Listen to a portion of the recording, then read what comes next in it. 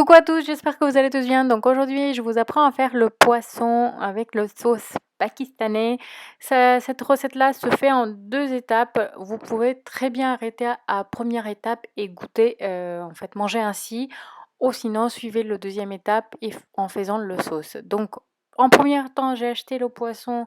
Je ne l'ai pas du tout nettoyé. Je le couvre en fait avec le sel. Vous voyez, hein, c'est une grosse quantité de chaque côté, bien sûr, et je laisse poser comme ça pendant 1 heure. En fait, ça permet de enlever l'odeur qu'il y a dans le poisson qui est pas très très agréable à sentir en fait. Et voilà, donc on le laisse poser pendant 1 heure et ensuite vous nettoyez vraiment qu'il n'y a pas du tout de sel qui est resté dans un côté ou caché quelque part. Une fois que vous avez nettoyé. Donc à ce moment-là, en fait, vous le marinez avec les épices. Donc il vous faudra le purée de gingembre et ail. Les quantités seront bien sûr en barre d'infos. Ensuite, en épices en poudre, vous aurez besoin de poudre de cumin, poudre de coriandre, sel, garam masala, le piment rouge. Et au milieu, c'est le farine de pois chiche. Donc ça permet de les coller en fait les épices sur le poisson. Vous mélangez en fait tous ces épices ensemble, déjà en premier temps, comme ça en fait vous avez une bonne goutte des épices ensemble en fait. Il n'y a pas un côté plus salé ou l'autre côté plus épicé, c'est une astuce. Ensuite vous mélangez tous ces épices dans le purée de gingembre et ail. Et par la suite en fait j'ai fait des petites coupures dans le poisson que vous voyez en fait dans l'image pour que en fait ça marine jusqu'en profondeur et vous laissez poser pendant 1 heure voire 1 heure et demie. Comme ça en fait vous avez une meilleure goût.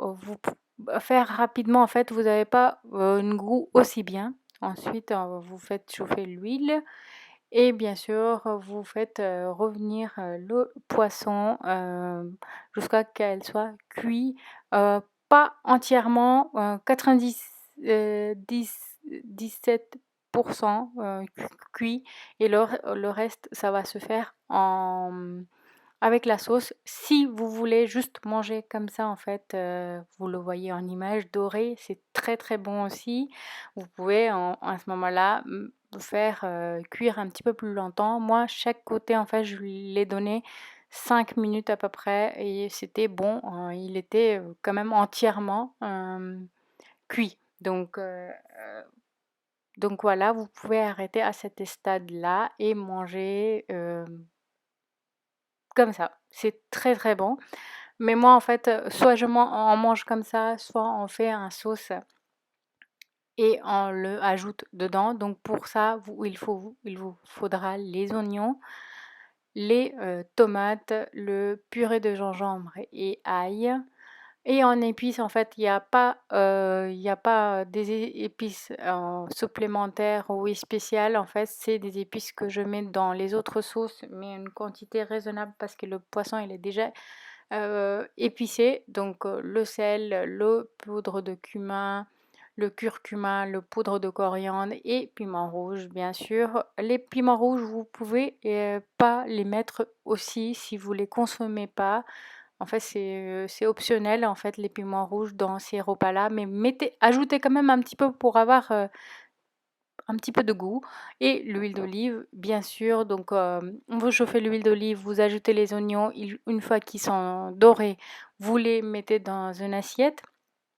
Ensuite, dans un mixeur, vous mixez les tomates. Une fois que les tomates sont mixées, vous ajoutez les oignons dorés dedans et vous les mixez aussi.